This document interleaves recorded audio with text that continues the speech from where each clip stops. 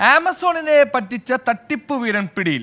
ഓൺലൈനായി വാങ്ങിയ ഫോണിന് തകരാറുണ്ടെന്ന് പറഞ്ഞ് പഴയ ഫോൺ തിരിച്ചു നൽകി തട്ടിപ്പ്. ഇ കൊമേഴ്സ് സ്ഥാപനമായ ആമസോണിന്റെ പരാതിയിൽ മണ്ണത്തൂർ സ്വദേശി നിമൽ ജോർജ് സന്തോഷിനെ പോലീസ് അറസ്റ്റ് ചെയ്തു.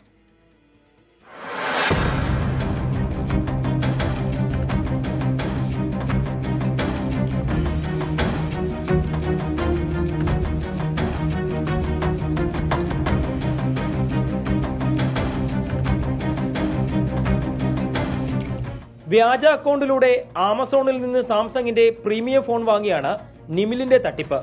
ഫോൺ വാങ്ങി 2 ദിവസം കഴിഞ്ഞപ്പോൾ കേടുപാടുണ്ടെന്ന് പറഞ്ഞ് കമ്പനിയെ സമീപിച്ചു.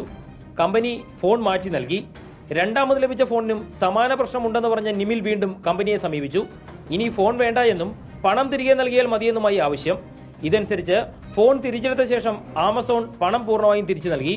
പിന്നീടുള്ള പരിശോധനയിലാണ് തിരികെ ലഭിച്ച 2 ഫോണും ഒറിജിനൽ അല്ലെന്ന് സാംസങ് ടെക്നിക്കൽ ടീം കണ്ടെത്തിയത്. ആമസോൺ സോണൽ മാനേജറുടെ പരാതി പ്രകാരം 2 കേസുകളാണ് കൂത്താട്ടുകുളം പോലീസ് രജിസ്റ്റർ ചെയ്തത്. 2 തീയതികളിലായി 4,50,000 രൂപയാണ് തട്ടിയെടുത്തത്.